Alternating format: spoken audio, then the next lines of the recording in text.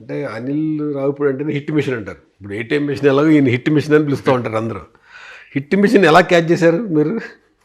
అంటే ఇప్పుడు కాదండి. మా ఇద్దరికి ఒక 9 ఇయర్స్ నుంచి జర్నీ ఉంది. అప్పుడు కలిసినప్పుడే నేను ఫస్ట్ అనిల్ గారితో అన్నాను. నేను ఎప్పుడైనా నీతో సినిమా చేయాలి. మజిలీ ముందే కలిసాం. చేయాలన్నప్పుడు డెఫినెట్‌గా బ్రదర్ చేద్దాం, మనం మంచి సినిమాలు చేద్దాం అన్నారు. సో అప్పటి నుంచి ఆయనతో ట్రావెల్ అవుతా ఉన్నాను. సో ఆ ట్రావెల్ ఒక మంచి ఫ్రెండ్‌షిప్ లాగా ఏర్పడింది. So now we are continuous doing. అంటే భగవంత్ కేసరితో నేషనల్ అవార్డు అందుకున్నారు.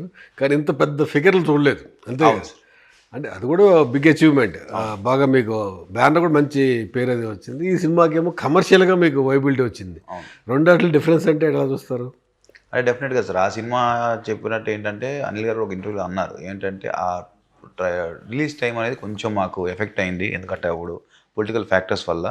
లేకపోతే డెఫినెట్‌గా ఆ సినిమా కూడా ఇంకా బ్రహ్మాండంగా ఉండేది. మీరు చూస్తే మంచి రన్ వచ్చింది ఆ మూవీ కూడా. అవును. డెఫినెట్‌గా దీనంత ఇఫ్ యూ టేక్ కమర్షియల్ టర్మ్స్‌లో దీనంత పే ఆఫ్ చేయలేదు. But we are very happy as a product. అంటే అది కూడా సంక్రాంతికి వచ్చుంటే పెద్ద హిట్ అయ్యి ఉండేదంటారా?